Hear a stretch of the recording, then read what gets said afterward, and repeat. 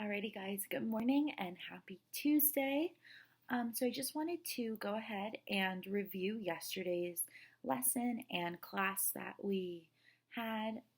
We were talking about complete sentences and what you need to have a sentence be complete.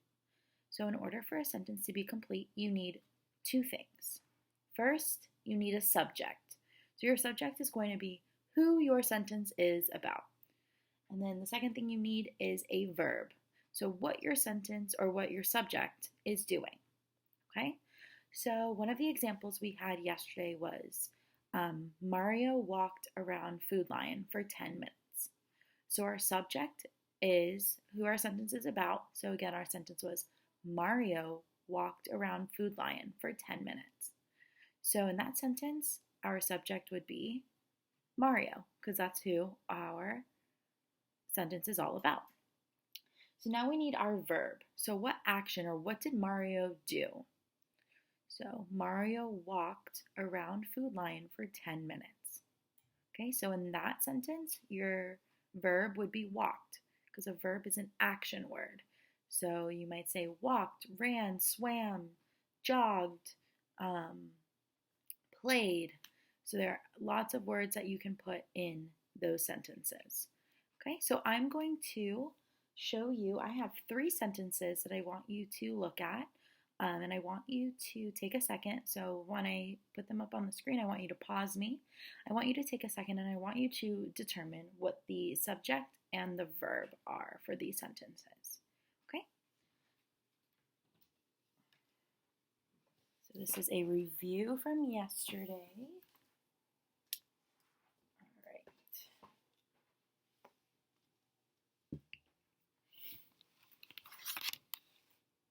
So we have complete sentences have a subject and a verb.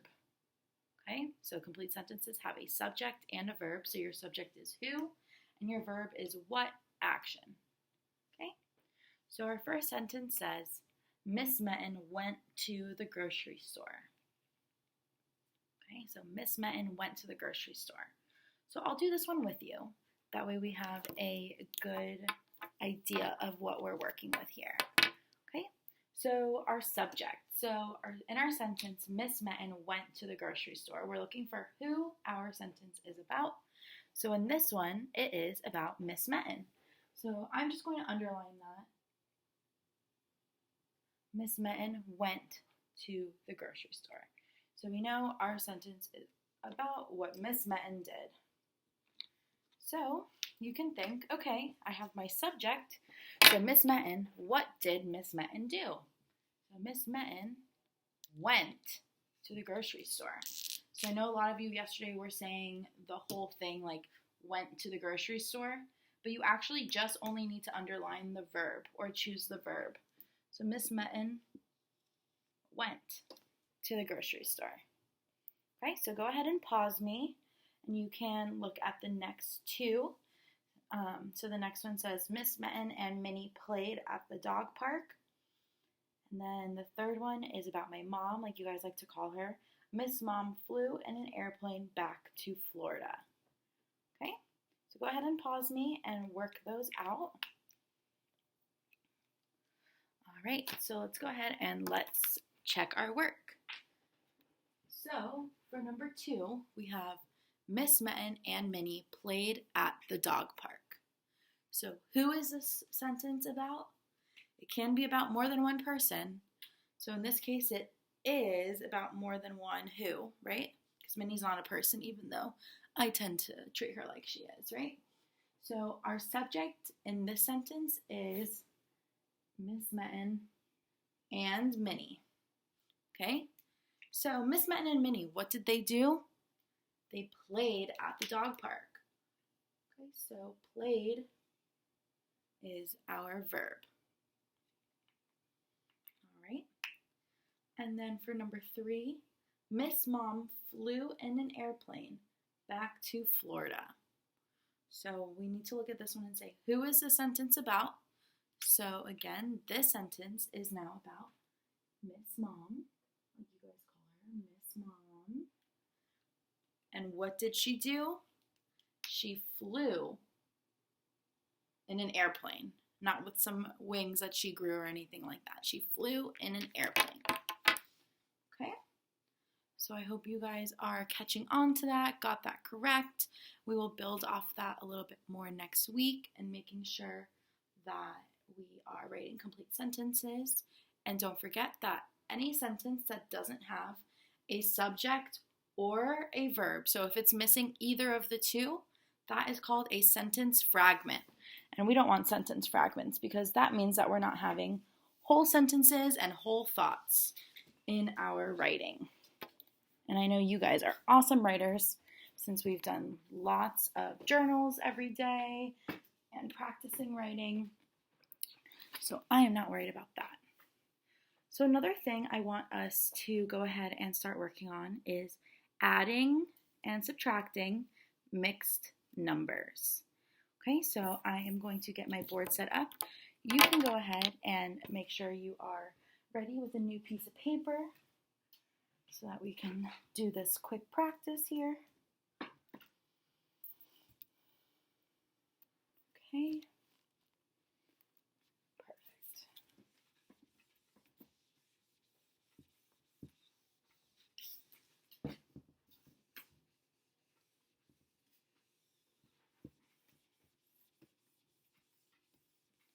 So you guys are going to find that adding and subtracting mixed numbers is almost similar to adding and subtracting regular fractions with like denominators. Okay, so I'm going to show you a few here, and we will do a couple practice as well. Okay,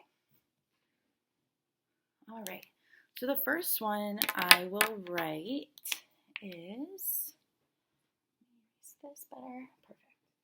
So let's say we have 2 and 1/6 plus 7 and 3/6. Okay? So what we're going to look at first is our fraction portion of our mixed number. Okay, so they do have the same denominator. So when our fractions have the same denominator, we know we're just going to carry that denominator over. Okay, so I'm going to leave a little space here for my mixed number. So I'm going to write my new fraction over here, but I know my denominator stays the same. Okay, so now I'm going to look at my numerators. So I have 1 plus 3, just like you would in a regular fraction. So just 1 plus 3, which will give me 4. And now all you need to do is add up your whole numbers. So 2 plus 7 is 9.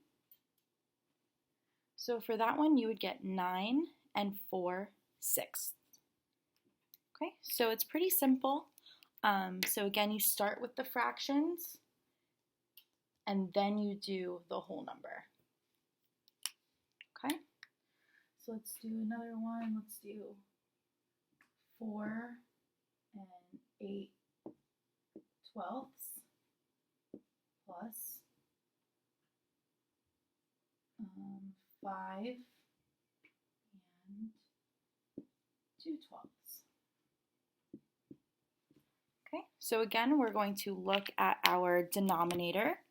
So we have the same denominator again, so I'm going to just move over a little bit and write my denominator, because when they're the same, they're like denominators, so they don't change.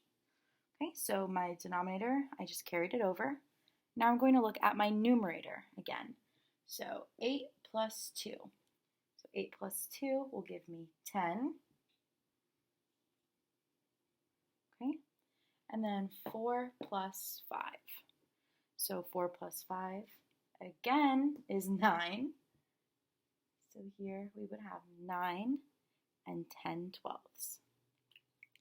Okay, so I want you to go ahead and try to do, let's have it be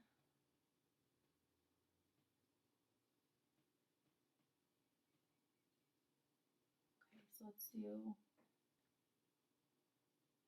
14 and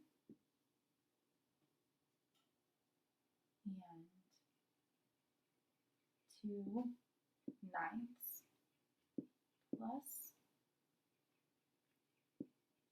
12 and 6/9. Okay, so 14 and 2/9 plus 12 and 6/9. So go ahead, pause me, give that one a try. All right, so again, we have our denominators. So our denominators are like denominators, so they are the same. So I'm just going to move my denominator over, make it a little thicker. So our denominator will be 9. And I'm going to look at my numerators. So I have 2 plus 6. 2 plus 6 will make 8. Now we have 14 plus 12. So you should have 4 plus 2 is 6. 1 plus 1 is 2. So your answer should be 26 and 8/9. Okay, perfect. So now that we have done that, I want us to look at these two, since they're already set up, ready, and perfect for us. Oh no, they're not. Okay, so I'm going to write us down a few subtraction problems using mixed numbers as well, and we will practice doing that. So again, when you're adding, you just go ahead and check the denominators. So they are like denominators, so you just move it over. Then you do the math with your numerators, and then you do the math with your whole numbers. Okay? So give me 1 second.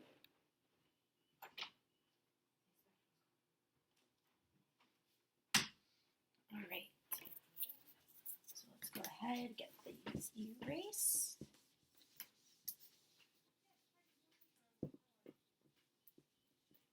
Alrighty. So let's look at if we have 8 and 6/10 minus 3 and 2/10. Okay, so we have 8 and 6/10 minus 3 and 2/10. So we are going to look at all of the same things that we looked at when we were adding. Okay, so first our denominators. Are they the same? Yes. So we're going to keep our denominator again the same and just move it over. Okay, so now we're going to look at our numerator. So our numerators say 6 minus 2, right? 6 minus 2. So 6 minus 2 is 4. Okay, and then we look at our whole number. So our whole number is 8 minus 3. So 8 minus 3. So 8 minus 3 would give us 5. So our answer for 8 and 6/10 minus 3 and 2/10 would be 5 and 4/10. Okay, so let's go ahead and do a few more.